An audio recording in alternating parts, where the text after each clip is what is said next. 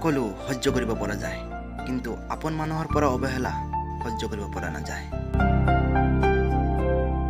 আপোন মানুহ সেইজন যিয়ে বিপদৰ সময়ত হাতত হাত ধৰি কয়, চিন্তা নকৰিব, মই তোমাৰ লগত আছো।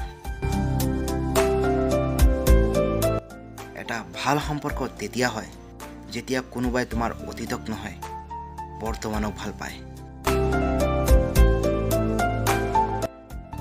যি আপোনাৰ চেহেৰাৰ আকৰ্ষণত আপোনাৰ জীৱনলৈ আহে, সি কিছুদিনৰ কাৰণে অন্তৰত থাকি যায়।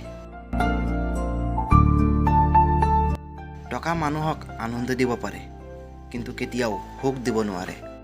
যদি কোনোবাই তোমাক নেদেখাকৈ ভাল পাই পেলাইছে, তেন্তে সেই ভাল পোৱা তোমাৰ প্ৰতি গুৰুত্ব বেছি আছে। জীৱনৰ এটা নিয়ম সলনি কৰি লৈছোঁ, যিজনে মোক মনত পেলাব তেওঁহে মোৰ মনত থাকি যাব।